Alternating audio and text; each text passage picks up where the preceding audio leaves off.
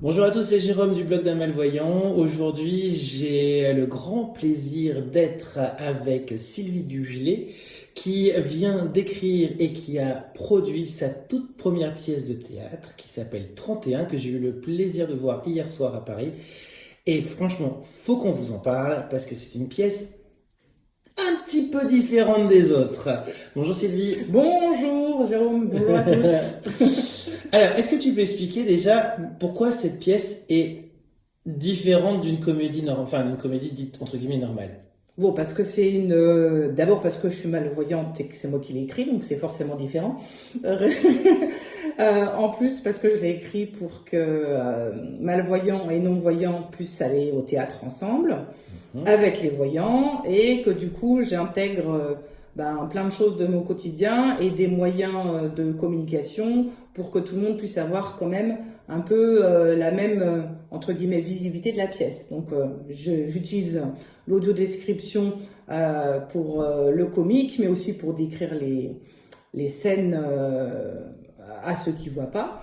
Et puis, je propose aussi une expérience sensorielle dans le noir à ceux qui voient pour qu'ils expérimentent comment on peut aller au théâtre quand on ne voit pas bien. Donc, voilà. Quand on va au théâtre, parce qu'on est tous les deux bigleux, quand on va au théâtre, on a un casque et de l'audio-description qui nous explique tout ce qui n'est que visible. Et là, en fait, l'audio-description, elle est dans les enceintes, c'est-à-dire que tout le monde l'entend. Oui, parce que en même temps, c'est pas hyper commun d'aller au théâtre avec l'audio-description dans le casque. Tous les théâtres le font pas. Non, ça, c'est et clair, donc, malheureusement. voilà, c'était aussi pour parler d'autodescription qui marche quand même bien au cinéma, mais un peu moins au théâtre, c'est vrai. Et là, c'était aussi pour que les personnes voyantes se rendent compte que c'est que l'autodescription. Après, c'est pas de l'autodescription pure, donc c'est-à-dire que j'utilise l'autodescription pour le comique aussi. Donc en fait, c'est pas exactement ce que dirait l'autodescription. Oui, si pour ça avait l'avoir été vu fait. hier, on rigole bien, franchement, on rigole bien. Et oui, c'est pas de l'autodescription pure parce que l'autodescription pour nous, ça se fait en même temps que les activités sur scène, alors que là, les comédiens font des sortes de pauses, le temps de description, et évidemment pour les voyants, les pauses sont très drôles, évidemment, et ça donne un ensemble, voilà, c'est-à-dire qu'en même temps, ça explique aux gens la malvoyance et l'audio-description, et en même temps, ça fait rire le public, c'est vachement bien d'avoir fait de la sensibilisation tout en faisant rire. Oui, mais en fait, c'était le but. Moi, mon but, c'était de parler de la malvoyance et de mon expérience de vie de malvoyante.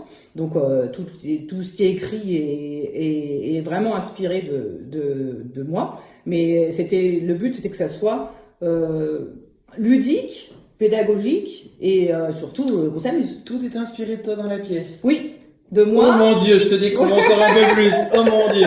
De moi, j'ai pas inventé grand chose, franchement, de moi, de l'expérience aussi de mon frère et de ma sœur qui sont aussi malvoyants, parce qu'on est 3 malvoyants dans la famille. Et puis, voilà, je trouvais que le biais de l'humour pour parler du handicap, c'était intéressant. Je dis toujours ce qui m'intéresse, c'est de rire, non pas sur le handicap ou du handicap, mais c'est de rire avec le handicap. Donc, c'est d'arriver à trouver le juste milieu, voilà, qui permet que ça soit drôle. D'accord. Donc évidemment, on va pas vous raconter toute la pièce, mais est-ce que tu peux donner quand même le pitch? Alors le pitch, c'est une soirée du réveillon du 31 décembre, qui somme toute au départ devait être banale, 2 couples qui s'invitent à dîner, et dans un des couples, il y a quelqu'un qui est malvoyant. Mais l'acteur est voyant. Voilà. Je précise, faites-le comme ça. Il n'y aura pas de polémique. C'est un choix. C'est un choix. C'est dans la pièce, de toute façon. C'est vraiment très bien expliqué dans la pièce. On vous en dit pas plus. Et donc, évidemment, il va y avoir plein de péripéties, de problèmes, de voisins un peu embêtants, etc. On vous en dit pas plus, mais en tout cas, ça dure 1h30 presque. Oui. 1h15. En fait, rien ne se passe comme c'était prévu. Ah bah, rien. Donc pour notre grand plaisir. Non, ça c'est clair qu'on a passé une très très bonne soirée. On a bien rigolé. Moi, j'étais accompagné d'un voyant qui a joué le jeu, qui a mis son masque sur les yeux et tout. Et ça lui a plu. Ça lui a fait un peu bizarre au début d'ailleurs. C'était assez rigolo. Alors, Maintenant, tu as coécrit cette pièce avec... Aurélien Gouasse, qui est donc comédien et qui a fait aussi un peu de mise en scène et qui en fait a accepté avec les premières moutures que j'ai fait de réécrire, de bidouiller, de tout bien mettre comme il fallait et d'en faire quelque chose de superbe parce que lui après il s'est attelé à la mise en scène et franchement c'est super génial en fait. Je suis allée au théâtre et puis je me suis assise, je me dis tiens je vais aller voir une belle pièce et c'était la mienne, mais je me rendais pas trop compte que c'était la mienne. Non, il a fait un super travail, Aurélien, et puis il a surtout 5 comédiens, ils sont 5 sur scène, très vraiment bons comédiens, mais très bon. Je dirais même personnellement un petit clin d'œil aux deux dames qui jouent sur scène parce que elles m'ont vraiment fait beaucoup rire. Leur personnage étant déjà très très exubérant et m'a fait beaucoup rire. Tous les comédiens jouent très bien, la mise en scène est très bien faite, l'audiodescription est à la fois naturelle et comique, ce qui fait que ça fait rire les voyants comme les malvoyants ou les non-voyants.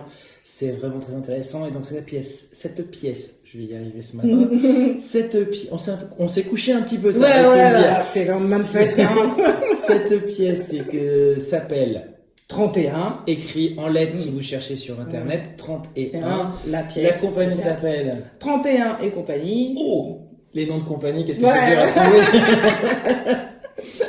Et donc là, vous jouez jusqu'au dimanche 13 octobre à Paris, au Théâtre 12. Il se peut donc, quand vous voyez cette vidéo, que la pièce a fini de se jouer à Paris, mais on va vraiment croiser les doigts et lui souhaiter une deuxième vie. Une deuxième vie après, parce que pour une première, c'est vraiment génial et je vous invite véritablement, si elle passe vers chez vous, à aller la voir. Eh bien, écoute, merci Sylvie. Merci Jérôme. Merci. Juste une dernière petite question, la question embêtante. Oui. Quand on est bigleux, comment on fait pour écrire une pièce? Ah, c'est une très bonne question. Alors moi, je suis nullissime avec tous les ordinateurs et les machins, ça m'enquiquine. Donc, j'ai pris un secrétaire. C'est-à-dire, j'ai commencé à écrire à 4 mains avec une de mes sœurs.